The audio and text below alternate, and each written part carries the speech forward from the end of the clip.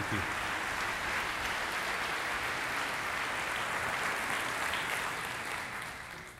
We are so excited about being here with you, and we are grateful that you chose to come and be with us. Many of you have had a busy day, a busy week, and Sarah and I have as a commitment with our hope and our prayer is that as a result of your time being here, you think, I am so glad we came. It was truly an encouragement. That's our desire, that you go away after the last session saying, I am so thrilled that we made the decision to come. So we are here to serve you in that regard and make that our goal and our hope for you, that this will not be a time that you look back and say, man, I could have been doing something better. That is our commitment to you. Thank you for honoring us by coming. We are tickled to be here. We've been looking forward to this event. And every one of you honor us. Sarah and I are so grateful to you. And we hope that you'll laugh at all of my jokes. So I just want to make sure. Male and female communication. It is a fun topic. It is a fun topic. She says, I have nothing to wear. Right? What she means is she has nothing new. He says, I have nothing to wear. What he means is he has nothing clean. Now, how is it that you can say the same exact words? I have nothing to wear. I have nothing to wear. But you mean something different. That's amazing. How can that be? And it's based on male and female differences. And that's an innocent enough difference. But imagine she fixes an evening meal and afterwards she says, that's the worst meal I've ever made. He goes, no, it's not, honey.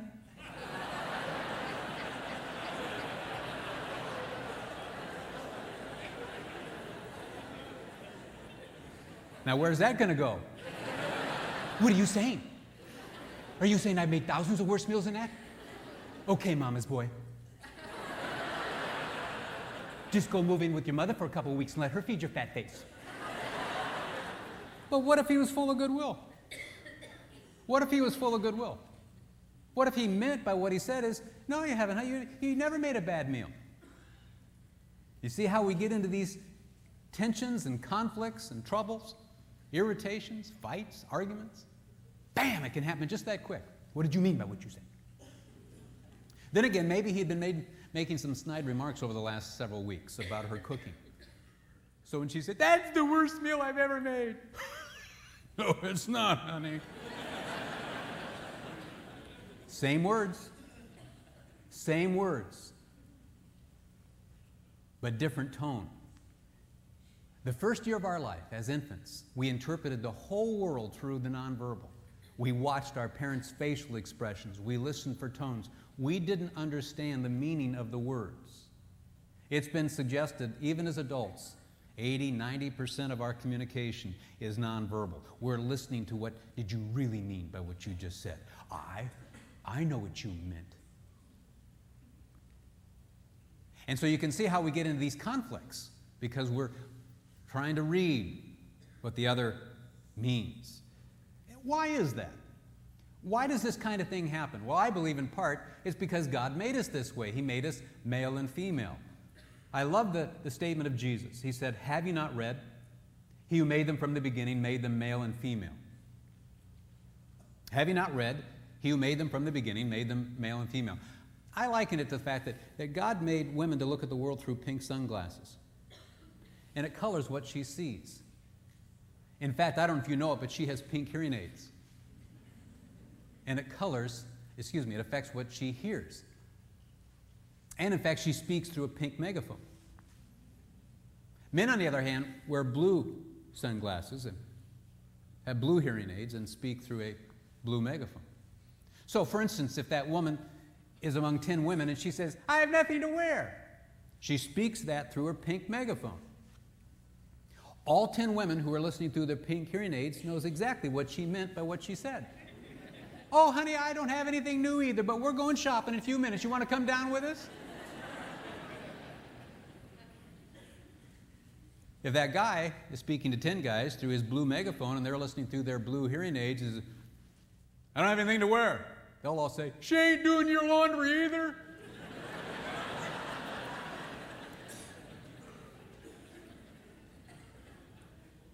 Interesting dynamic. Pink and blue. Not wrong, just different. And as I looked at Scripture, I realized there was a powerful verse, Ephesians 5:33. Ephesians 5:33. That is the summary statement to the most significant treatise in all of the Bible on marriage. Almost everybody who turns to the Bible for wisdom and insight on marriage will always land at some point on Ephesians 5 because it is kind of the pinnacle. It's the greatest treatise on marriage. And Ephesians 5 concludes with a powerful statement. It is as though this is the summary statement. It is as though this is the last word to the church from God. You know, if my grandfather was dying and he was on his deathbed and he said, Emerson, come, son, I have something to share with you. Come close. Come close. You and I know that whatever my grandpa said, it's going to be the most important thing he's ever said to me. It's been said that a person's last words are the most important words that they will speak. It's as though God is saying to the church, come close. Come close. I want to speak to you my last words on marriage. Listen to me, children. Listen to me, son. Listen to me, daughter. If you listen to me, everything's going to be okay. What I saw there is a pink and blue issue, a male and female issue. Paul, who penned it, writes this: husbands must love their wives, and wives must respect their husbands. And I thought, that's an interesting distinction. And I concluded that a wife needs to feel love for who she is like she needs air to breathe. In fact, she has a love tank, so to speak, kind of an oxygen tank. And there's a hose connected to this love tank, and she needs to breathe in that love like she breathes in air. She just needs to feel loved. And when she is loved, she feels fulfilled. She's a happy camper. But if he comes in as a big elephant looking for some place to eat his peanuts and stands on her air hose, she's not going to go, oh, okay, I'm going to suffocate and die.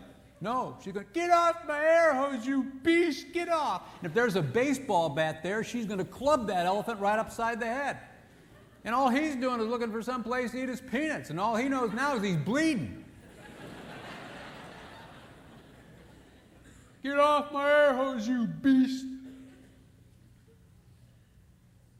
We'll come back to that. I will tell you that when her air hose is stepped on, she negatively reacts. And she's speaking through her pink megaphone, intending for blue hearing aid people to understand. Well, that second part of that verse says the wife must respect her husband. Apparently, he needs to feel respected for who he is apart from his performance, in the same way that she needs to be loved for who she is apart from her performance. What I discovered is that no husband feels fond feelings of love and affection in his heart toward a wife he thinks despises who he is. It's not within his nature, any more than a woman responds sexually to a man who's harsh and angry with her week after week. It's not within her nature. Her pink nature doesn't respond. She's not designed by God to respond to that. It's not within the male nature to respond to someone he thinks despises who he is. And what I've discovered is these concepts not only apply to marriage, and we know that many singles are here. A rose is a rose by any other name, and a male is a male, whatever else you call him, and a female is a female, no matter what you call her. That the nature tends to be the same. And he has this respect tank connected by an air hose, and he needs to breathe in that respect like he breathes in air. And when she comes in as a beautiful fawn,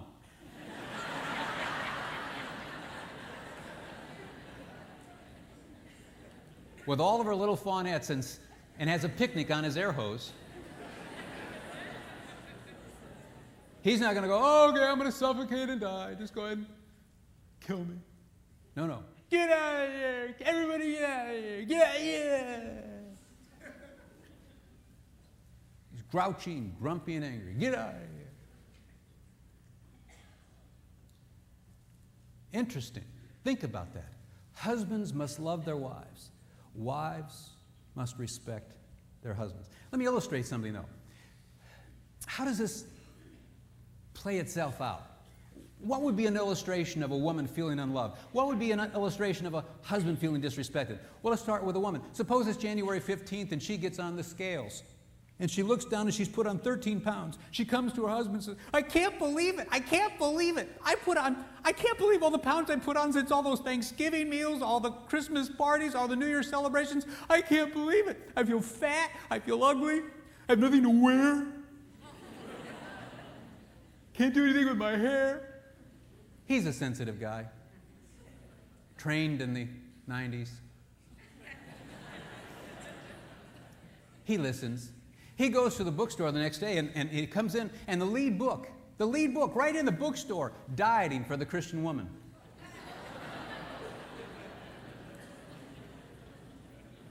Every man makes this mistake once.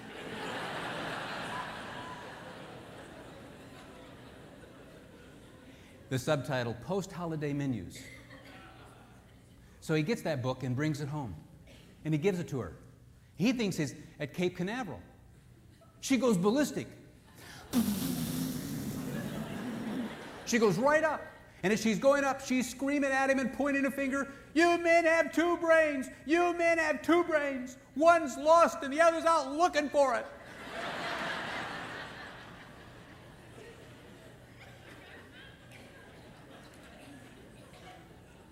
She calls him a brainless idiot.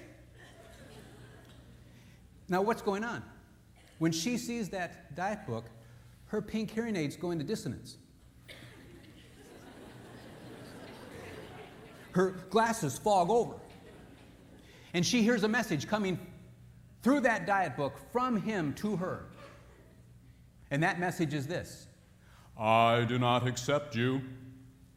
I do not approve of you. I do not love you unless you look like a Dallas Cowboy cheerleader. That's what she hears. That's what she hears. And she goes ballistic. She begins to feel, you don't love me unless. You'll only love me if. You'll only love me if I perform. That's what she hears. And she reacts negatively. In fact, when she feels unloved, she reacts in very disrespectful ways. In fact, what we're going to see is when he feels disrespected, he reacts in very unloving ways. But what's also interesting is if she brought a diet book home for him, she brings it to him and gives him a diet book. Hey, thanks. Hey, what's for dinner? And you see, when he looks at himself in the mirror, he can see Atlas there. He can bring Atlas out anytime he wants.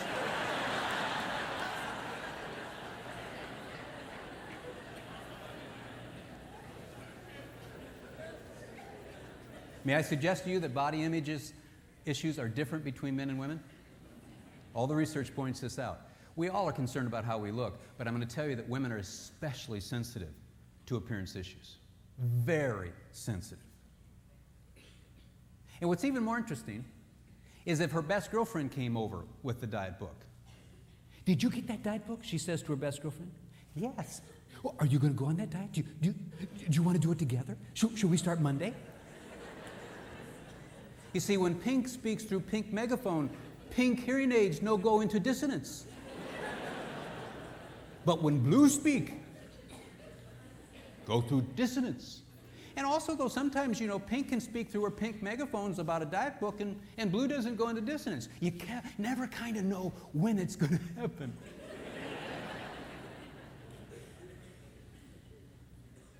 So when she feels unloved, she reacts, though, in ways that feel very disrespectful to him.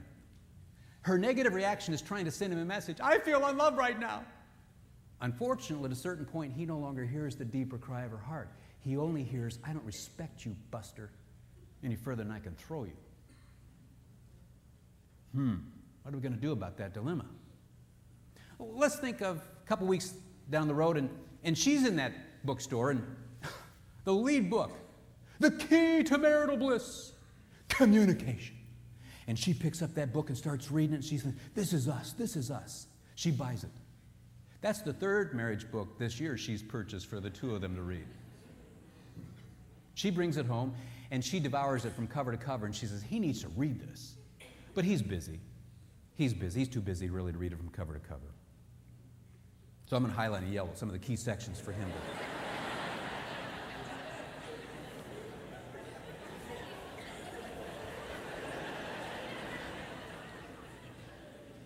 And then she puts it on a stand next to the chair that he sits in when he watches football. But she notices he doesn't pick it up. Why? Because this is the third marriage book. And that third marriage book, his blue hearing aids start going into dissonance. And he white knuckles it as he watches football. He knows it's there. He knows it's there. But he's thinking, first two marriage books we got huge fights. Huge fights. There's the third one. We're going to get in a huge fight. If I say something, I'm in trouble. If I don't say something, I'm in trouble. But if I don't say anything, I'm in less trouble.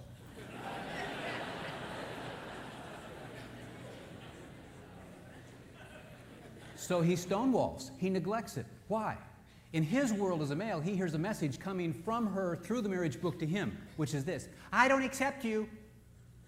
I don't approve of you. I don't respect you, Buster, unless you change right now. That's what he hears. Now, I'm not justifying that. He can be completely wrong. Hey, I'm not justifying the wife when she goes ballistic when he's trying to be helpful and gives her a diet book. He may not even be coming close to saying, I don't love you, unless. And she may not even be coming close saying, I don't respect you, unless. But what I am going to say is there's a tendency within the nature of the female to interpret diet books through pink. She videotapes her world through pink.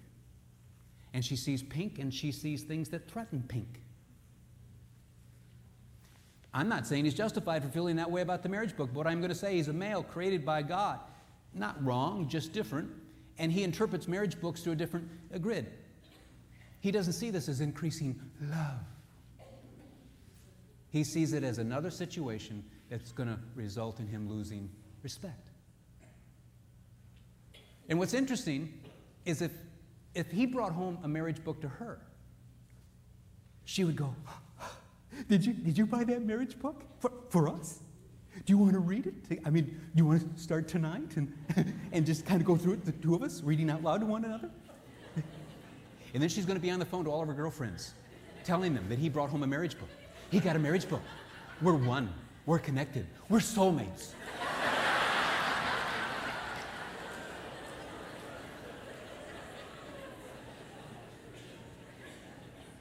Why doesn't she get all bent out of shape? Because she filters a marriage book through a different color, through a different nature, called female. Why does he get all bent out of shape about the marriage book? And why not about the diet book? Because he's made male. Not wrong, just different. Fascinating. Powerful. But what's interesting is when he shuts down on that marriage book, when he refuses to read it, that stonewalling, that neglect, that silence at the level of intimacy in a woman's world screams, I don't love you. She would never do that. It's inconceivable. It's like fingernails down a chalkboard. How can you do this? You see, when he feels disrespected, unfortunately, he can begin to react in ways that feel hugely unloving to her. And I discovered something. I call it the love and respect connection, that without love, she reacts without respect, and without respect, he reacts without love, and then without love, she reacts without respect, and without respect, he reacts without love, and without love, she reacts without respect, and this baby starts to spin, and it gets crazy. If I came into this room and flipped on the lights 2 or 3 times and they didn't come on, you wouldn't think anything about it. But if I stood there for a half hour, 30 minutes, ever since I've been up here, and flipping them on and off, but they aren't coming on, right? I just keep flipping them on and off.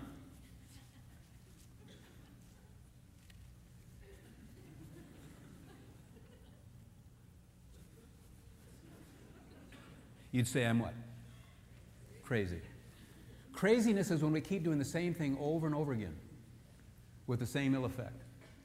And we're compassionate toward people who are mentally handicapped, for instance, and mentally crazy, as we might say. They'll sit and rock and do this, or they'll keep repeating the same thing. And we're compassionate because we know it's a physiological problem. But there's a marital craziness. People of sound mind who've been married for many years are in what I call the crazy cycle. They keep doing the same thing over and over and over again. The topics change, but they keep spinning on the same crazy cycle, and they do it week after week after week after month after year after year. Good-willed people, not evil-willed people. Spinning, and they're getting nowhere. Now, someone might be saying, well, don't we women need respect? Or what are you saying? Are you saying that women don't need respect? Are you saying that men don't need love? No. It's a continuum. We all need love and respect. There's no question about that. In fact, some of you might say, hey, you're from Michigan area. R-E-S-P-E-C-T. Aretha, baby. Aretha Franklin, the soul queen. You know she sang that song, Women Want Respect. Yeah, that's right. Although, did you know that Otis Redding wrote that song in 1965, and it was released as a single by him for 2 years, and then they changed it to fit this up-and-coming soul queen in the late 60s called Aretha Franklin. I hope the irony of that doesn't escape your notice.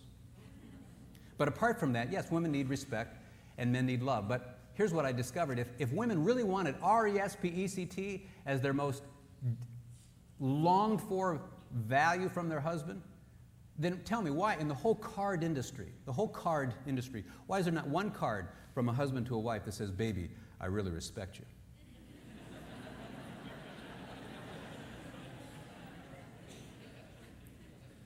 It's not there because you don't want that card. You want L-O-V-E. Now, the card industry tried it, I'm sure, because they know Aretha's song, and those cards just bombed. But also, by way of insertion, you won't find one card from a wife to a husband that says, baby, I really respect you. We become a love-dominated culture. The Beatles sang, all you need is love. And we bought it, hook, line, and sinker. But there's something deeper within the souls of your sons that if we don't rightly diagnose, he's going to be an unhappy boy, a very unhappy boy. And also, if you show disrespect to a woman week after week, disrespect, she'll go, you know what? What? You don't even love me. How can you treat me disrespectfully and say that you love me? She'll land on love. You show disrespect to a man week after week. Disrespect. He'll go, you know what? What? I don't deserve this disrespect. Everybody respects me but you. He lands on respect. Interesting. Why is that? Well, what I discovered in the New Testament is a husband is commanded to agape love his wife. Agape is that unconditional love. There's agape and then phileo, Philadelphia, city of brotherly love, and that's another Greek word for friendship love, basically, and then there's eros, erotic. And those three Greek words all represent marriage. Agape, unconditional element, the friendship, phileo, and then the eros, or the erotic dimension. But no wife, did you know, is commanded to agape love her husband in the New Testament? Only husbands are commanded to agape. Why? I thought to myself as I looked at that. I had the privilege of studying the Bible 30 hours a week for nearly 20 years for the pulpit ministry in a college town. Have my PhD from Michigan State University as well in family-related studies. Have a master's in communication. So I kind of have a science bent, but I also have a scriptural bent. In fact, if you're an unchurched person, I understand that too, because I was unchurched for many years, so I want to be sensitive to your spiritual journey. But many of you who are outside the church are very concerned about the hypocrites in the church, and many people here are church people, and we all feel this need to be challenged. That's why they're here. We feel the need in our own souls to be challenged, to be more consistent in our marriage. So if you'll let me preach to the choir, permit me to do that, because the choir sometimes needs to be preached to, and many people in the church are saying, we need a challenge, we need encouragement. And if you're unchurched, help me, work with me as we go through this. We want to be very sensitive. I was in a college town for many years. I understand your presuppositions, your worldview. I'm not here to offend you. I'm here to challenge Christians. But I also want you to hear something that I think will encourage you. My mom and dad were unchurched, and I long, and I'll tell you a bit more about my own personal background, I wish mom and dad would have had an opportunity to hear this. Because I wet the bed until I was 11. I cried myself to sleep many a night. I was eventually sent to a military school at age 13 and was there until age 18. Because of family difficulties. And my mom and dad were good-willed, but they were on this crazy cycle. And it affected me deeply. I sometimes in recent days have been praying, oh, if somebody had just gotten to my mom and dad like maybe I'm having the privilege of getting to some of you. I know that my dad would not have wanted to be here. He would have come under protest. He would have felt very uncomfortable until I started telling a few jokes, you know. I know my dad. I know some of you are like my dad, and I'm here to serve you. If you're unchurched, I understand. But back to the believers. In the New Testament, then no husband is commanded, no wife is commanded to agape love. Only the husband is. And I thought, why is that? Because God designed women to love. It's within her nature to nurture. She loves to love. It's something very powerful. God isn't going to command her to do what He created her to do because He's not into redundancy. That's why when you say to a guy, hey, yeah, does your wife love you? Yeah. Does she like you? No. Not today. And now that I think of it, she didn't like me yesterday either. See, men don't lack the assurance that their wives love them unless she says, I no longer love you. And you'll find a little bit of a reversal here. Some of you are going to say, well, we're a little bit reversed. I need respect. I ask every woman who says that, are you in love with your husband? And you know the answer to that. See, he'll become insecure about your love when he senses you no longer love him. But most women want to love. It's within their nature to nurture. They love to love. You got to wound a woman for her to stop that. But in the deepest recess of her heart, she's designed by God to love, and she wants love in response. I just wish he loved me as much as I love him. That's the typical sentiment. So guys don't lack assurance. That's why when you bring that marriage book home to him, he doesn't say, you don't love me. He doesn't process it that way. He knows you love him. And even if he were to say, you don't love me, you say, I do too. Don't you say that. You see, that's an affront to your nature. You would rebuke him. But you might go on to say, but no, I don't feel any respect for you right now. So what happens in the marriage relationship, because he's under command to agape love, he does that less by his nature. That's why God commands him to love, because it's not within his nature to love like you love. And that's why you long for him to be more loving, because you've sensed something within his nature. So when he feels disrespected, unfortunately, it's very natural for him to react in very unloving ways. But what I discovered is it's very natural for you to love, but when you feel unloved, it's very natural for you to react in very disrespectful ways. And this triggers the crazy cycle, big time. Now, are women conscious of this issue of love? Well, yes. Think of the 5th anniversary, and he comes home and he says, hey, it's our 5th. I've saved some extra money. I want to take you out to where you want to go to eat. Where do you want to go? No, I don't know. No, it's our 5th. Where do you want to go? Oh, I don't know. Hey, no. Oh, come on. It's our 5th. I want to take you where you want to go. Where do you want to go? You decide. You want me to decide? Mm-hmm. No, I want to take you where you want to go. Where do you want to go? You decide. Really? Uh-huh. Hey, you know, I read in the Midwest magazine about the juiciest and best steaks in all of the Midwest. Do you know that truck stop out on Highway 96? I don't want to go there. He says, are you the woman I was just talking to? You're just picking a fight. You always pick a fight. I asked you where you want to go, and you tell me to decide. So I decide. Now you decide that we're not going to do what I decided. And then he stomps off, and she stomps off. Two good-willed people on their 5th are stomping off from one another. Good-willed people. Now, what in the world is Pink thinking at that moment? She's very conscious of love, gentlemen. She filters everything through Pink. And here's what she's processing. Here's how she's thinking. If he loves me as much as I love him, he'll figure out where it is I want to go without me having to tell him.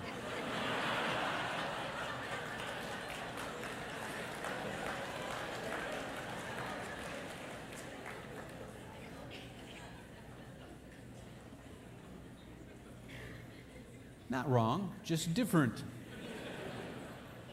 That's how God has wired her. That's why we laugh at that, because we've experienced that. But from a blue perspective, she lied.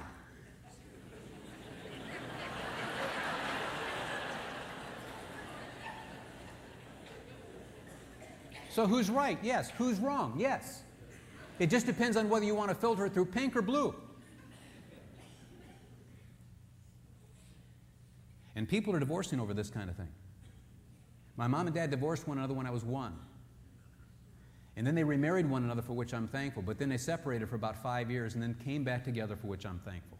But all through my developmental time, mom and dad were good-willed people. Coming out of the World War II during the 50s were some of the greatest years this country ever experienced with all the bloodshed of the war. And they were trying to reestablish. They were goodwill people. It was a good country. And they were on this crazy cycle. And I have the scars because of it, because no one explained to them how to get off of it. May I serve you and help you get off of this, because I don't want your children to cry themselves to sleep tonight, because Mommy and Daddy, who they both sense are goodwill people who would die for them, are fighting like cats and dogs and are proceeding with divorce and don't have to, because you're not evil-willed. Are men conscious of this need for respect? We had opportunity to contribute to some research. 400 men in America were surveyed by Decision Analysts. It was a random sample, great representative sample of America, not the church, just the American male. And it was wonderfully done. The question I asked and had contributed to this research was, when you're in a conflict with your wife or significant other, do you feel that she doesn't respect you during those conflicts or she doesn't love you during those conflicts? 84% of the men said, I don't think she respects me during those conflicts. Few men feel unloved during conflicts. Why? Because it's within your nature to nurture and to love, and he just doesn't lack that unless you told him, I don't love you. There was another interesting question asked of these 400 men, and it's this.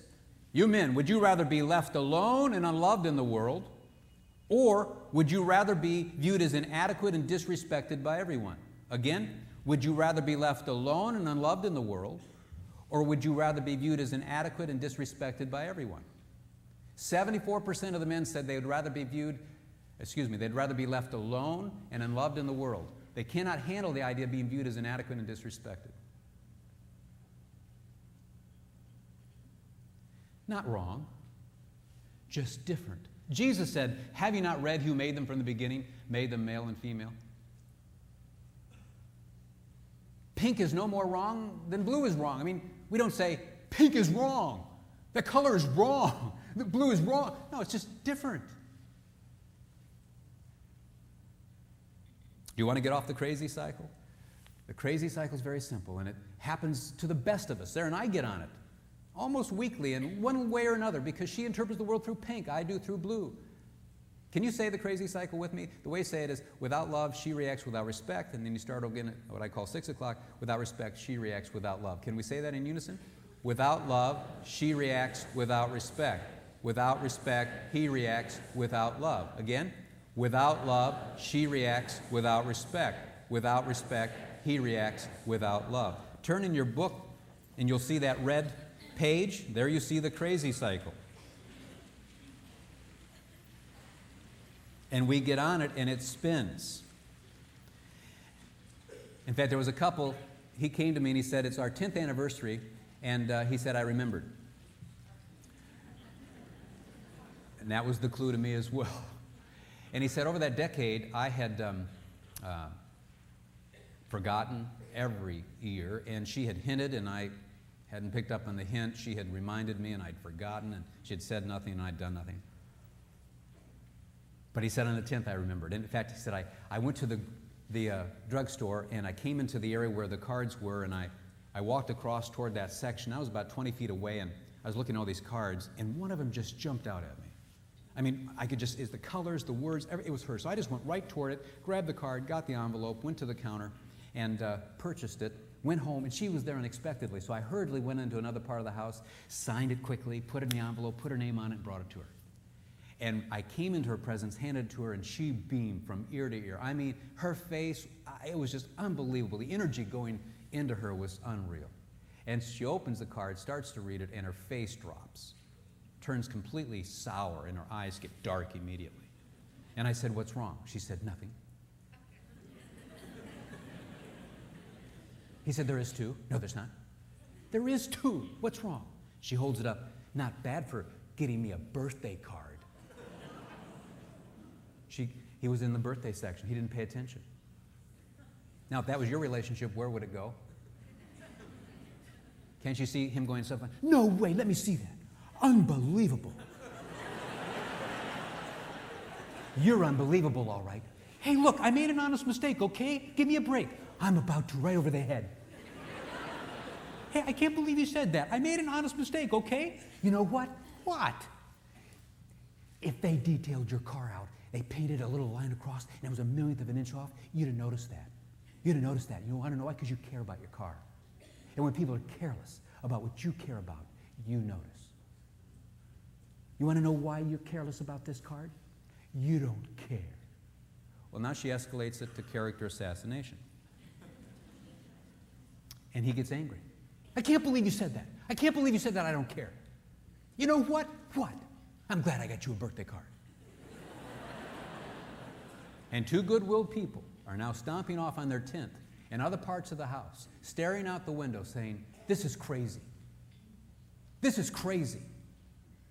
How does this keep happening to us? Why does this keep happening to us? And folks, it's happening to most of us here. Some of us are not as volatile. We're more avoidant type. We don't explode, but we simmer, and we're doing the same thing. We can't believe it.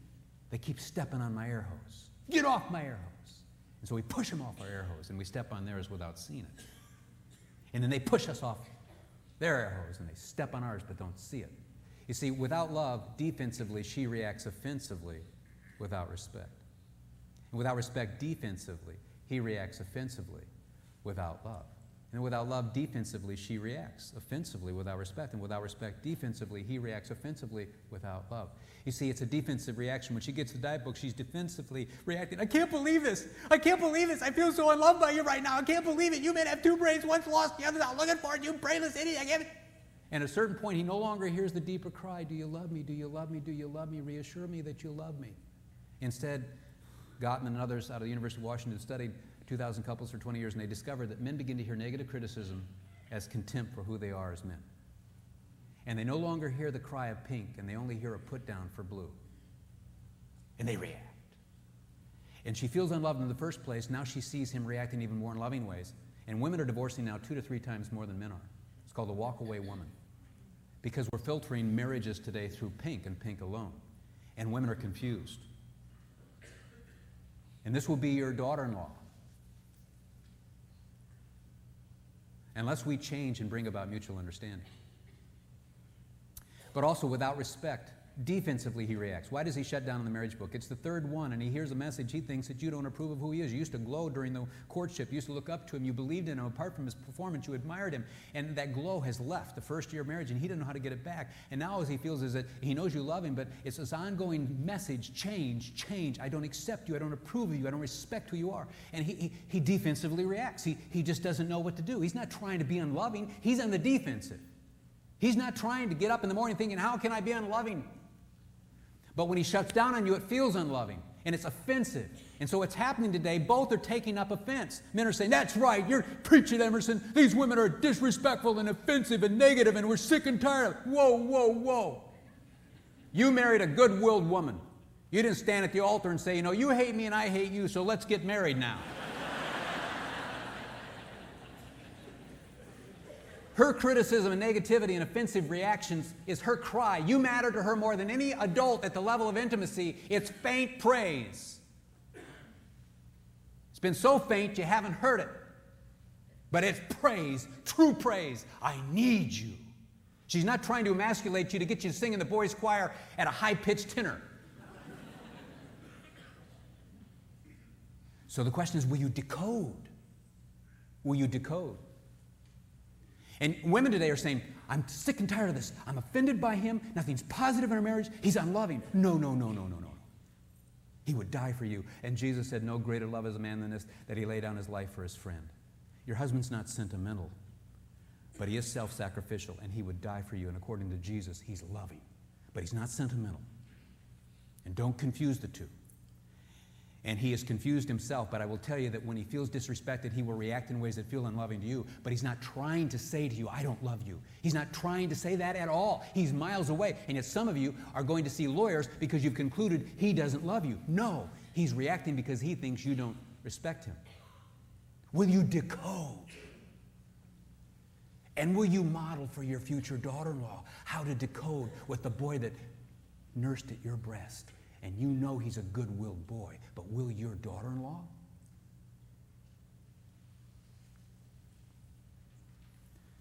Let me tell you a true story. This actually happened on a subway, but I'm going to put it on a bus. And so we're on this bus, and it's an all-night ride from destination A to Z. It's a 14-hour bus ride, red-eye special.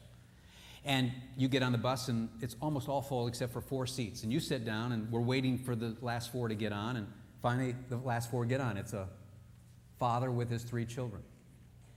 And the father comes right down the aisle and sits right in front of you by the window, and he starts staring out the window. The bus doors close, and the children don't sit down with the father. Instead, as you sit back and everybody sits back to put their eyes shut and start to get a little sleep, suddenly the bus starts rolling down, and one of the kids screams, the other screams, and then they run by, and they run by, and they run up and down, and suddenly there is chaos. These kids are out of control, and you sit up, the dad's just staring out the window, he ain't doing nothing.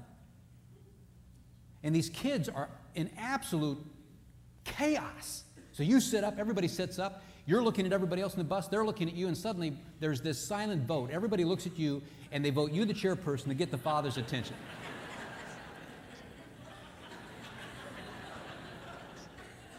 Sir, sir, sir, sir, what? Would you have your children sit down? We'd like to get a little sleep. This is going to be an all-night bus ride. Your kids are out of control already. We haven't gone 1 minute. Would you have them sit down and be quiet?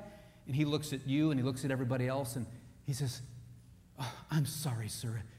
Everybody, I'm so sorry. Please forgive me. Please forgive them. We just came from the hospital. My wife, their mother just died."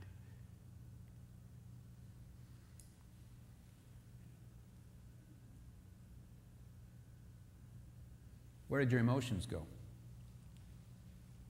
They went from anger, irritation, hostility to guilt, empathy, understanding.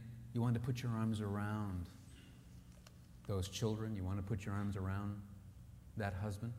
How did that happen? Everything changed, but nothing changed. Everything changed, but nothing changed. How can that happen?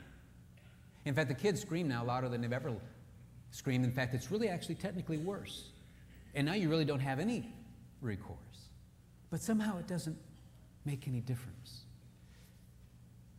How is it that everything changed but nothing changed? Well, we got a little piece of information that helped us decode, just a little piece of information. That information was that husband just lost his wife. Those children just lost their mommy. Up to that point, we were bringing our experience to the situation. I know why that man's doing what he's doing. He's a liberal, permissive.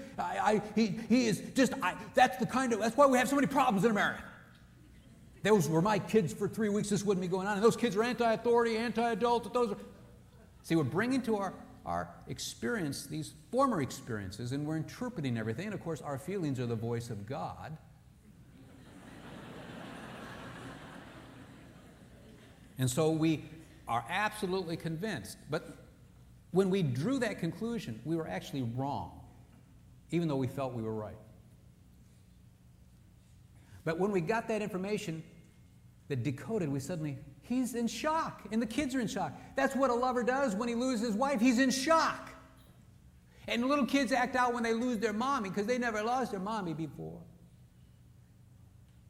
And suddenly things change. My friend, you're on a marital bus ride. And you're irritated, you're angry, you're so spit mad, and you're bringing to these episodes in your marriage your experience, your feelings, and you know you're right.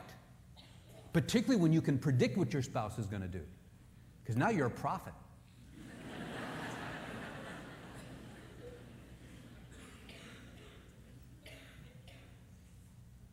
One of you is stonewalling. The other's running up and down the marital aisle, spasmodically wild. The question is, can Sarah and I, in our time together, give you a little piece of information that's going to decode something for you? Everything's going to change. But nothing's going to change. It might even get worse. But you've got to work with us. If you're sitting here thinking, I hope my spouse is listening to this guy, then you've already begun to miss it, because you're going to lose power. If you listen to me from your standpoint, What am I asking the man to do in relationship to woman? What am I asking the woman to do in relationship to man? You're going to get power. You're going to be able to touch their spirit. You're going to be empowered. You are not powerless. I'm going to tell you, if you have any degree of goodwill in this relationship, and don't just take a snapshot of something that happened that was evil. That doesn't necessarily mean that they were evil-willed. Adultery may have happened, but that doesn't necessarily mean that person's an evil-willed person because they've done evil things. You know, you've got to be very cautious before you conclude that your spouse is Hitler's distant cousin. And remember, that is the mommy or daddy of your child. So, let's look at our book here and the craziness, decoding the craziness. We saw the anniversary story, their marital craziness. And we saw the bus ride story, the need to decode, to decode. I believe your wife is crying out for love. She's not trying to say, I have as my campaign to send you a message of disrespect every day of my life. And your husband is trying to say, I need to feel that you still believe in me apart from my performance. I have a need for you to admire my spirit even though my flesh is weak. He's not trying to say to you, I do not love you. Even though he stonewalls you and shuts down, which in your pink world means I don't love you. Because you would never do that. B, his and her deepest value. What is the deepest value or need? Well, in the diet book, she hears, I don't love you. You can fill in the blank there. But sadly, that's not what he's trying to say. He could actually be trying to help. And in the marriage book, he hears, I don't respect you. But that's not what she's trying to say. She's actually trying to increase the feelings of love between you. She's not trying to send a message of disrespect. This is based on Ephesians 5:33. Nevertheless, let each individual among you also love his own wife, even as himself, and let the wife see to it that she respect her husband. Well, number 2, is this why things get crazy? Yes, without love, she reacts without respect. And without respect, he reacts without love. Round and round and round it goes. Where it stops, only the divorce lawyer knows. In our book, Motivating Your Man God's Way, book 1 and 2, and in book 2 we quote the book Why Marriages Succeed or Fail, and University of Washington, Gottman in particular, the professor there says, men are far more likely than women to be stonewallers, 85%. When tension builds, it often takes only the arrival of criticism. Men avoid emotional conflicts by going off by themselves. If you ask a male stonewaller to describe his state of mind, he often says, I'm trying not to react, though his wife perceives his silence as an act of hostility. The wife is likely to interpret his response as a rejection of her. She couldn't imagine needing to withdraw over such a minor criticism. Such interactions can produce a vicious cycle, especially in marriages with high levels of conflict. The more wives complain and criticize, the more husbands withdraw and stonewall. The more husbands withdraw and stonewall, the more wives complain and criticize. This cycle must be broken if marriages are to avoid dissolution. If the wife becomes belligerent and contemptuous, the husband is likely to withdraw even more. They studied 2,000 couples for 20 years, and this was the conclusion there in their love laboratory up at the University of Washington. Notice that contempt and belligerence is a problem on the part of the female. And I believe that her deepest cry is, I need you to love me, but she will choose this very disrespectful reaction. Why? Because it's natural for her to be disrespectful when she feels unloved. And what is it natural for a man to do? To stonewall and to do something that feels very unloving to the wife. It's not natural for him to be loving when he feels contempt and criticize, because he begins to hear that negative criticism as contempt for who he is as a human being. But notice Colossians 3:19, husbands, agape, love your wives. That's her need. Listen to 1 Peter 3, verses 1 and 2. This is about husbands. The women were asking Peter that day, how do I win my husband to Christ? He doesn't want to believe in Christ. He is not a Christ follower. And Peter says, even if any of them are disobedient to the word, they may be won without a word by the behavior of their wives as they observe your respectful behavior. Respectful behavior. What's interesting in this verse, ladies, this is proof that this respect is what we call unconditional. Just as love is to be unconditional. Did you know Hosea 3:1? The prophet was told to go win his wife. How? Through love. And she was an adulteress. And it says, go love a woman who's an adulteress. You win a woman, if you're going to ever win her anyway, through love. Love is what melts her heart. How do you win a man? Not by loving on him, but by giving him the gift of unconditional respect for his spirit. It's the way you deliver it. It's the way you come across. And that's what brings him under conviction. Notice in this text, this man is disobedient. He does not deserve respect. He has not earned respect. It's not about you feeling respect. It is about him needing to feel that you respect who he is in spite of his performance, just as every woman needs to feel love for who she is in spite of her performance. No woman's nature will open up to a man who she feels is putting conditions on her. And no male will open up when he begins to feel that he must perform at a certain level before you will begin to believe in who he is deep within his soul. His nature just simply doesn't respond to it, especially between the two of you, because in courtship, you sent a message of unconditional belief in him. Both of you were in a dream world, and you looked up to him with a glow and said, I believe in you. But that first year of marriage, because he's less loving than you, he hurt you, unintentionally, but definitely. And as a result, you began to react in disrespectful ways, telling him day in and day out you love him, but that you don't respect him. And he doesn't know how to get it back. He's at a loss to know what to do. And he will surface, you don't respect me, and you say, I don't. And so he just shuts down. We'll explain, though, how to deal with this. Number 3, are you sure love and respect are these deepest needs?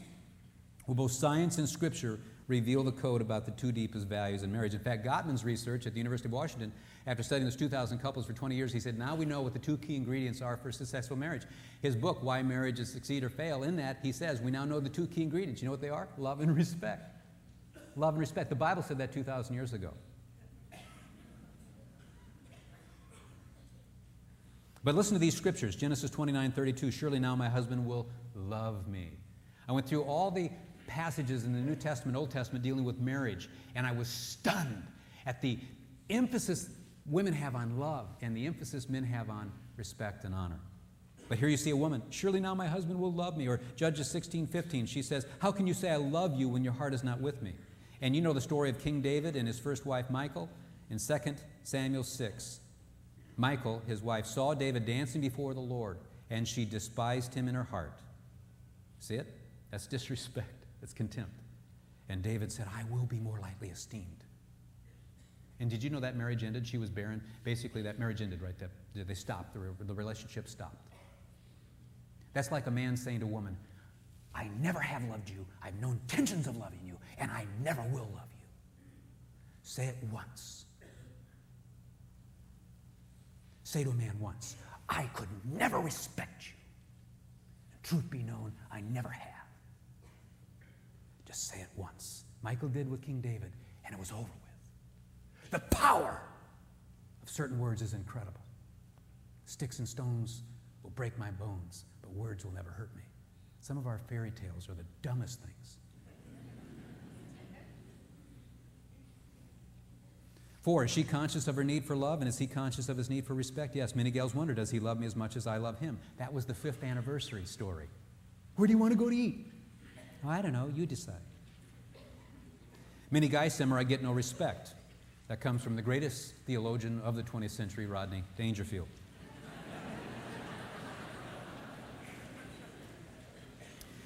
But is he conscious of this? Well, during the break, some of you women are going to want to turn to your husband and say, is that how you feel? Is this really true? Is this really true? A lot of you women are so foreign, you want to turn to him. Is that how you feel? And gentlemen, don't say, what do you think I've been trying to tell you for 11 years? Finally. No, gentlemen, don't do that. But he is very conscious of this, and that would be his natural tendency to tell you. The other way, you really want to say it, men, here's a word of wisdom. Well, honey, what he said makes perfect sense to me. Yeah, that's how I feel. But you know what? I want to better understand what it means to love you, honey. That's a word of wisdom. But are we conscious of it? Yes. When I say to Sarah, we're in a conflict, did I just come across unlovingly to you? She sparks up. When we have a conflict and she said, did I just come across disrespectfully to you? I perk up. There's power. Power. But listen to other scriptures. Genesis 29:32 and 33. Leah said, the Lord has heard that I am what? Unloved. Judges 14:16. Samson's wife wept and said, you only hate me and you do not love me. Esther 1. You know what the men feared?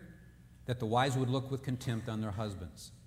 And they wanted an edict so that all the women would give honor to their husbands, great and small. It's interesting today that any passage that deals with a woman's need for love, that's understandable. Any passage that deals with a man's need to feel honored, he's arrogant and a chauvinistic, sexist pig.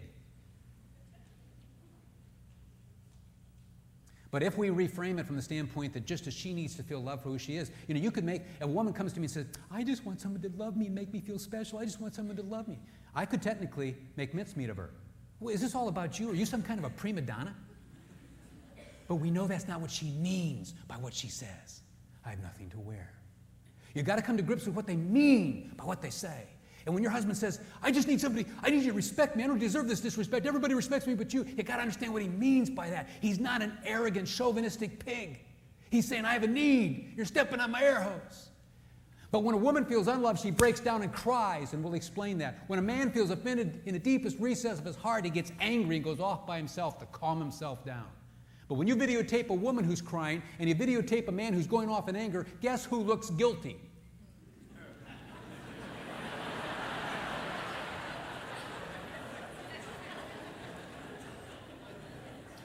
And your baby boy, who when he's on a public talk show, he stands up among all these women, well, we guys need to be respected too. They're going to hiss and boo him right off the stage, and it could warp him for 30 years.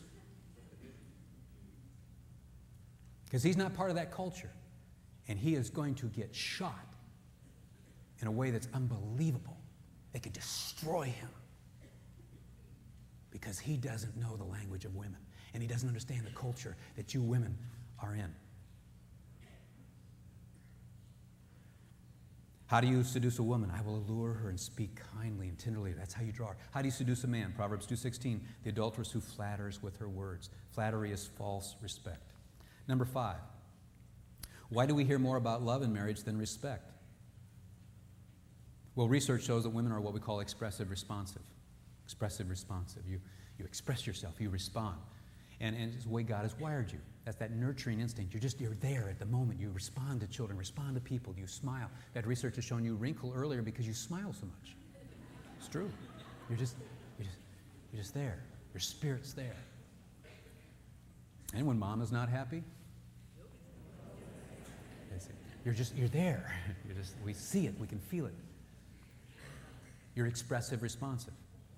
So as a result of that, women are talking about their deepest need. Love. And we become a love-dominated culture. The feminist movement is motivated by good-willed women, but they're not Christ followers. They would be what they would refer to as evolutionists. They're secularists. They believe that the world is here by randomness. They do not believe in what we call a revelatory view of life. Jesus said, man shall not live by bread alone, but by every word that proceeds out of the mouth of God, Abba, Father. That God, Abba. That loving Father. But they've rejected that worldview, at least in their intellectual pursuits. They will say we don't live by a revelatory view. They've rejected that. So they're secularists, and they really do believe we evolved from apes, and they believe that women have advanced down the evolutionary line much further than the men have. They really do believe that. And that's why there's this social engineering going on and why they're medicating boys. They're good-willed women who are intellectuals who have a course. They are going to change men. Men need to change. Men need to be like women. They are not evil-willed about that. They are intellectual people who are good-willed people, but they're not Christ followers. And that has spilled over into the church. And that's why I hear women say, I've got to stop being my husband's Holy Spirit. And I always say that's good because there's no vacancy in the Trinity. But women believe that men need to change. That men need to change, and we're here to help them change. And you're good-willed about it. But what's happened then is all about love, and men needing to be more loving. Men need to be more loving like we are, and they need to be less unloving, and they need to really be different. And if they did, we'll outlove them. Don't they know if they just changed a little bit that we'd outlove them? Don't they understand that we're not trying to be cruel or mean? We're trying to be helpful. We're just trying to increase love. And that's your motivation. God made you that way. But did you know Paul, who penned the love chapter, the greatest chapter on love in the literature of humankind, never commands a wife to agape love her husband? And Peter, who walked with the Lord of love for 3 years, when you looked at Christ, you saw love itself. He never commands a wife to agape love her husband. Instead, both Paul and Peter, no two small apostles, command this idea of unconditional respect. In Ephesians 5:33 is read that husbands must love their wives unconditionally. That's the meaning. And wives must respect their husbands unconditionally. It doesn't read, wives or husbands love your wives unconditionally, and wives only respect your husbands after they love you in ways that are meaningful to you. You cannot read the text that way. The point, though, is it's unconditional. He doesn't deserve it. She doesn't deserve it. But there's something powerful here. But there's a huge misunderstanding about respect. Isn't the opposite true, number 6, that gals need respect and guys need love? We've alluded to that. Many say that she needs R-E-S-P-E-C-T and he wants love, and yes. And we already talked about the card industry. You can fill in your blank there. But let me give you an illustration of the military. Let me share you again about the nature of the male. Suppose this 4-star general had asked permission to leave the Joint Chiefs of Staff. He was chairing it and said, I'd like to select 300 men to go into combat, a special op. And it'd be a male unit going in behind enemy territory in combat. And so he said, I want to train these men and I want to lead this group. And I can see him in front of the guys after a couple of weeks saying, men, you stunk today. You absolutely stunk. Miserable. I hand-selected every one of you. Get your heads up. Look at me right now. I believe in you men, though, more than you believe in yourselves. I admire you more than you admire yourselves. And I'm leading out front, and the first to be shot and killed in this unit is going to be me. But, man, I believe in you. Get your head up, young man. Look at me. You have more athleticism than I've seen in many. Get your head up right now and look at me. The world is going to hear this unit in the next 3 years. We may all die, but we will die together. But the world will hear of us. And what we will do and the heights I'm going to take you, the world will hear of every one of you. Now, ladies, I don't know if you understand what men feel when they hear a 4-star general like that speak to them. That's what we call unconditional respect, unconditional admiration, unconditional belief. And when men hear that, they do 2 things. They serve. That's why they call it the service. Hey, where'd you serve? I served in Vietnam. High five, and I was there too. The service. Second thing men do, listen to me. They die. They die.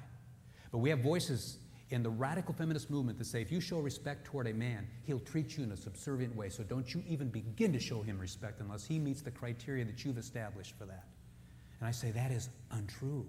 Not if he's a good-willed man. If he's a good-willed man, he will not treat you in a subservient way over the marathon of the marriage. He will serve you. He'll have a bad hair day just like you do. You are not married to a perfect person. And he didn't marry a perfect person. The second thing, this culture says, if you treat a man with unconditional respect, he'll kill you emotionally. No, not a good-willed man.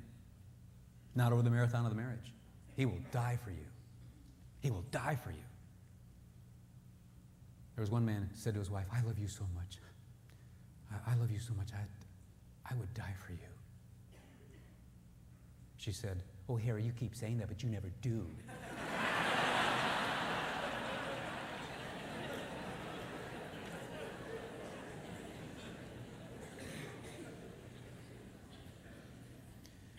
But we both need love and respect, and we'll share with you, though, there's a difference even in those uses. He needs love, but it's a different kind of a love, and she needs respect, but it's a different kind of honor in the Greek, and we'll point that out. Number 7, isn't it agreed that love is the most important ingredient and respect is marginal? Well, what does you read on that emboldened statement? Does it say God is now here or God is nowhere? It's all put together. If you're a believer, you probably saw God is now here. If you're an unbeliever, you saw God is nowhere. Now, if you're a believer who saw God as nowhere, you better freak out. No. This is just an illustration, and the illustration is this. Pink sees the presence of love in the absence of love. Just as a believer sees the presence of God, and just as an unbeliever doesn't see the presence of God. And blue sees the presence of respect in the absence of respect. This is an illustration to show that we videotape in different colors. But what's happened today is we've been videotaping in pink, and so pink sees love as the dominant issue, and this respect thing, blue, is really a marginal issue. If we just love one another, that's all that matters. But here's a point that I want to make. Can our spouse have a need that we don't have? And is that okay that our spouse would have a need that we don't have? And particularly toward men, is it okay that a man has a need to feel respected for who he is apart from his performance? In the same way you need to feel love for who you are apart from your performance? Is that okay? And if it feels strange, is it strange? If it feels foreign, is it really foreign? If it feels marginal, is it really marginal? Jesus said, have you not read? He who made them from the beginning made them male and female. Consider it. Number 8, don't some wives feel uncomfortable showing respect to a husband? Because this is the uniqueness of what we're saying, I need to highlight this dimension. That's right. Some gals say, well, look, I don't feel any respect for him. He certainly doesn't deserve it. He hasn't earned it. He's not superior to me, and that's the dictionary definition of showing respect to your superiors. I'm not inferior to him. I'm not going to be a doormat. I'm not going to be treated in a subservient way, and he could abuse me emotionally. But other than that, Pastor, I'm really open to hearing what you had to say about this. That's where the culture's at. So we do have a little bit of a challenge for us, particularly those in the believing community, because Scripture's so clear. These are salient passages. These are not secondary interpretations. These are central. But some contend showing respect makes a husband superior and a wife inferior. And let me just say, biblically that's not true. In the eyes of God, we are equal. We're not the same, but we're equal. We are equal. We are equal. It's very important that you understand that when we talk about different needs, a woman isn't more important because she needs to be loved. A man's not important because he needs respect. We're just different. Not wrong, not less than, not more than, just different. Have you not read? He who made them from the beginning made them male and female. I mean, he's no more superior than you're a prima donna for being loved and wanting love. We can misinterpret easy enough if we want, but we come to a point where we choose to trust the goodwill of that person. Number 9, what if a husband doesn't deserve respect? Well, it isn't about him deserving it. It's about him needing it. You see the difference? He doesn't deserve it. Put it this way. Must Sarah be lovable before I love her? No, I'm to love her whether she's lovable or not. And if I don't love her when she's unlovable, you will tell me that I'm an unloving human being. That's where the culture's at. What we're also saying by way of comparison is you're to respect your husband whether he's respectable or not. In other words, you give him that gift. Now, we're not talking about you being in harm's way. If he's physically violent, you must remove yourself from that. But I'm talking about basically a good-willed man who shuts down on you when you give him a marriage book. He's not sentimental. He's not as expressive, responsive. He's not who you want him to be. And we're talking about you being a respectful person, especially when he comes across in unloving ways. You give him a gift, something he doesn't deserve. And it's as simple as your tone, your facial expression, word choice. Just as he needs to ask himself, is that which I'm about to say to my wife going to feel loving to her or unloving? It works every time. If a wife says, is that which I'm about to say to my husband going to feel respectful to him or disrespectful to him? He may deserve the disrespect, but I'm going to tell you, he will not feel fond feelings of affection and love in his heart toward a woman he thinks despises who he is as a human being. But when you give him the respect that he doesn't deserve, you're a better man than he is probably at that moment. And he comes under conviction. Just as a man who's loving said, I'm sorry for being unloving. I want to love you more. I don't understand where I'm making a mistake. Every woman I know softens in the face of that vocabulary. It's within your nature to hear something spoken, especially when pink words come out of a blue megaphone. And when blue words come out of a pink megaphone. Me hear mother tongue. It been said she once knew how to speak this. She did in courtship. You watch, it'll jerk him. So it's not about him deserving it. It's about him needing it. And what's interesting in the culture, do you know women can say, I love you, but I don't respect you? And I say to women, what would you feel if your husband came to you and said, honey, I respect you more than anybody, especially since your old man gave you that $10 million inheritance. Boy, do I respect you, woman. But let's get it straight. I never have loved you, don't love you now, and don't intend to love you. Every woman I know said I'd be devastated by that and I'd never get over it. That's right. What do you think he feels if he needs respect in the same way you need to feel love when you say to him, I love you a ton, but I don't respect you right now. I don't know if I've ever respected you, and I don't know if I ever can respect you. You have devastated him, and he will never get over it. Apart from you hearing from me how to correct that mistake. And if it's an innocent mistake, and it is, it'll be okay. But you need to hear me first. And what I'm saying is not so much for Sarah being lovable. The issue here is the command is from God to me to be a loving man, whether she's lovable. And this is a command of God to the woman to be respectful, whether he's deserving of it or not. And the key to winning a disobedient husband is by giving him a gift of something he doesn't deserve, just as Hosea gave the gift to his adulterous wife, something she didn't deserve, and it won her heart, and it wins his heart. It just works. It takes work, but it works. Now, I'll tell you this, you cannot be disrespectful to motivate love, and you cannot be unloving to motivate respect. So you're at a crossroads.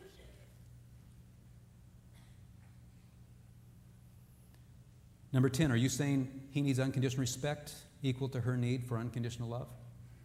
Well, like needing oxygen, she needs unconditional love, and He needs unconditional respect, yes. And you'll see that in 1 Peter 2. The 1 Peter 2 is unfolding this idea of honoring and respecting people who do not deserve it, who are not gentle, who are not good, who are not reasonable, but that's the call, both love and respect. And it's unconditional.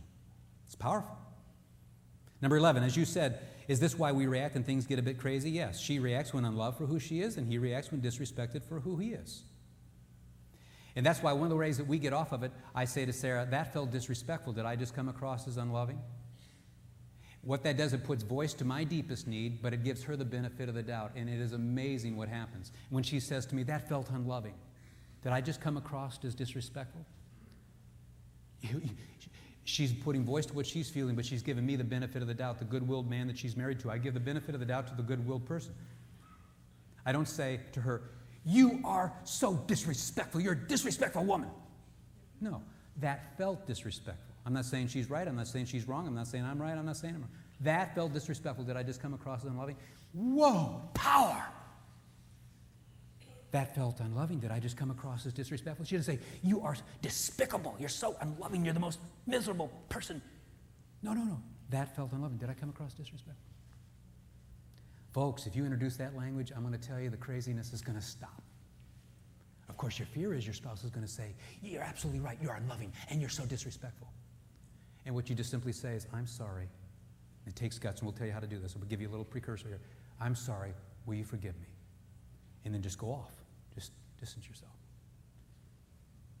Watch what happens if you're married to a good-willed person. And let me add a little bit, having been at the conference, as you walk away that time, you're just doing that because Emerson told you to. They'll add that, those of you who've been at the conference. Just say, no, he's right. You just watch what happens. You've got to be married to one bad dudess or one bad dude for them to shut down on that. But you've got to take it by faith. It works. Takes a little work, and we'll come back to that point. D, how do I get my spouse to meet my need, though? I've got this need. How do I get them to meet that need? Number 12, now that you say this, it's so obvious, so why doesn't my spouse get it? Well, she thinks her acts of love are respectful, that's why. And he thinks his acts of respect are loving. What do I mean, his acts of respect are loving? I put a roof over that woman's head, and she says I don't love her. Women go, gag me. She appreciates the provision, but there's so much more to love than just a roof over her head. And women say, I don't know why he'd say I don't respect him. I listen to him. I care for him. I do his laundry. Why would he ever say I don't respect him? Because in a fight yesterday, you said, I don't respect you. That's a clue why he feels that. 13, what if he says, I don't know if I love you, and she says, you don't deserve my respect? There's that statement. Well, ignorantly she said, you don't deserve my respect, and ignorantly he said, I don't know if I ever loved you. So you're in this huge fight with your husband, and he says, I don't know if, and after 2 hours after this comes, I don't know if I know what love is. I don't know if I've ever loved you. What need for further witnesses? Crucify him, right? But that's not what he meant by what he said. What he meant is, I don't know if I know what love is. I don't know if I've ever loved you in the way you need to be loved. He didn't finish the sentence. He didn't say fully what he meant. Or you get in a fight with your wife, and she says, I could never respect you. She said it, right? But in her world, she knows it provokes you. It's a noodle in the face, because she's trying to get you to understand that she's feeling unloved. But gentlemen, there's no man or woman in your world who talks to you that way. So in our world, it's a brick in the face. And so the question is, are you going to take up offense, or are you going to give her the benefit of the doubt? She knows it provokes you, but she's clueless fully as to why. And he knows when he shuts down, it provokes you, but he doesn't fully know why. Or he says, I don't know what love is. I don't know if I've ever loved you. He didn't mean that. So you've got to come to a point where you believe the goodwill of your person that you're married to. Trust their heart, even though they've stepped on your air hose, even though they're offending you at times. 14, can a good marriage become better and a poor marriage become good? Yes. If goodwill exists, then most conflict is due to a misunderstanding of each's core value. I love 1 Corinthians 7:33 because it says there in 34, the husband is concerned about how to please his wife, and the wife is concerned about how to please her husband. And the one who penned that is Paul, who also wrote Romans, talking about the total depravity and the sinfulness of people. That one who then said that there says in marriage, You know what? You're created in the image of God. And I do not believe that a husband gets up in the morning thinking how I can displease my wife. And a wife doesn't get up in the morning thinking how can I displease my husband. You don't get up in the morning with ill will. You don't get up in the morning and think how I can offend them. She's not getting up thinking how can I be disrespectful, offensive, and negative toward you today. He's not getting up, how can I come across as unloving, offensive, and lack something positive in our marriage today? How can I just ruin her day today? Paul is saying you're both concerned about how to please the other. Then why do we keep displeasing one another? We don't in our intent. And so there's a crucial point here. We come to a point, Sarah and I did, where I trust her goodwill. She comes to a point where she trusts my goodwill. Even though I'm going stonewalling on her and silent and getting angry, she still chooses to trust my goodwill. She concludes that she must have stepped on my air hose, as stupid as I may be for thinking that. And when we choose to trust the other's goodwill, good things begin to happen. And we can say a lot of things. You hurt me. I can't believe you're stepping on my air hose. I know you're not intending to do that, but boy, it's tough for me to believe that right now. But I know your heart, doggone it. You will not divorce, and that person will probably soften. You got to know how to fight. You got to know how to argue. You got to know how to state things. And if you think to yourself, am I going to say something to my wife that will help her understand that I love her and I'm not trying to be unloving? Am I going to say something to my husband that will help him feel that I want to respect who he is and I'm not trying to be disrespectful, but I need his love? Can you voice it that way without feeling you're forsaking the feminist team? If you do, good things are in store. 15, I hold my spouse responsible, so how do I get him or her to move first? I prayed about that, because that's the question most of you are asking right now. Because it'd be so easy. If he would just love me, if he would just love me, I would respect him. If she would just do what this guy is saying. But you can't be listening that way, right? But even if you are, so, well, okay, well, go ahead, just give me a little hint there, though. What would be the answer? I prayed, I said, Lord, what is the answer to this? And there was this inaudible voice that said, here's the answer. The one who sees himself or herself as the most mature moves first.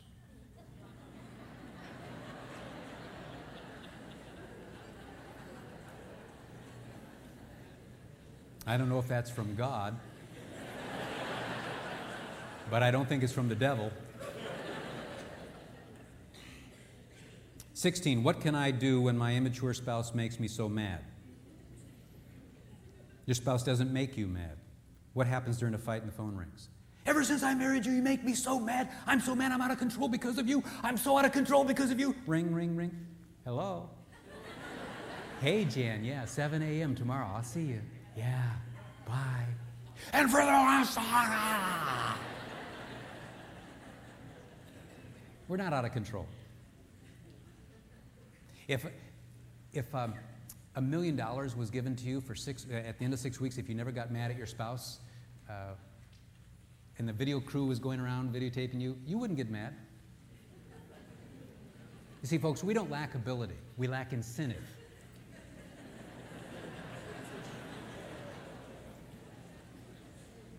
"17, what if I choose to act on this? Love empowers a husband to energize his wife, and respect empowers a wife to energize a husband. And we're going to be explaining that in our next 2 sessions. There is power here.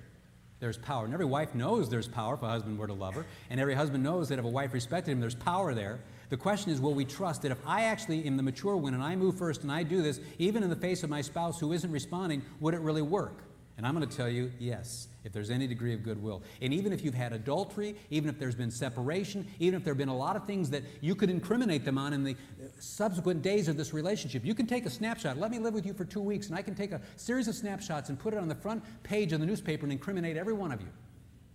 And some of you are incriminating your spouse, and the Lord is saying, but you know that's not their deepest heart. Why are you doing that toward your children's parent? You know that's not their deepest heart. And you're trying to incriminate them to motivate them to change. And that's your deepest heart. But you talk about being so far removed from effectiveness and how this will result completely in misunderstanding. 18, isn't this too simplistic, though, since so many other problems exist? Well, the problems are not the problems we know now. The root issue is an unloving and disrespectful attitude. You know, it might be that you're having this conflict over money, and you say to her, "What'd you do with that $500? You always spend, spend, spend, spend. I can't believe it. You're always spending this money." And their spirit deflates, right? And then 3 years later, you're divorced, and you said, "If we didn't have those money problems, we'd be married today." No, no, no. It wasn't the money as the topic. It was your negative, unloving attitude toward her. Her nature, Pink, cannot handle that lack of love and that negativity. She just shuts down.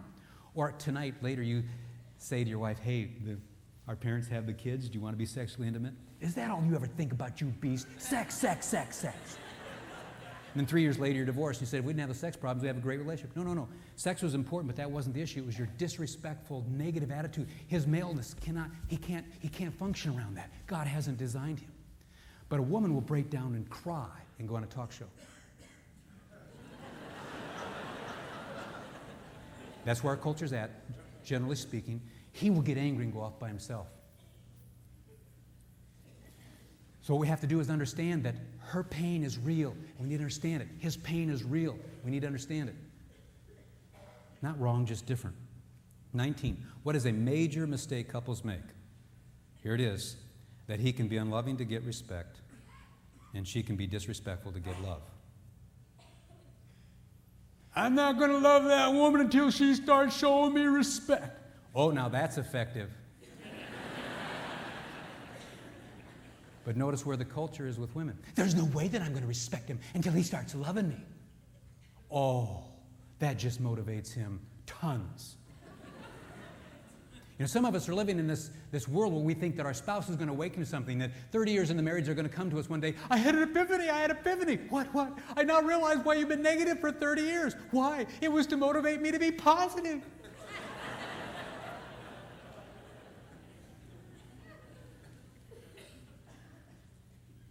Folks, are you on the crazy cycle, flipping the lights on and off? Is it working, the things you've been doing? Could it be that your methods are wrong? Your heart's in the right place. Your heart is in the right place, but your method is foolish. And God is calling you to begin to think about this differently, to be effective, not to be rendered impotent. The feeling is if I'm loving in the face of a disrespectful woman, it's going to tear me apart. The feeling is if I'm respectful in the face of an unloving man, it's going to rip me apart. We'll explain to you how to do that, but that's your worst fear. So you want them to move first before you dare go there. But those who dare go there begin to find something happening that they never thought would happen.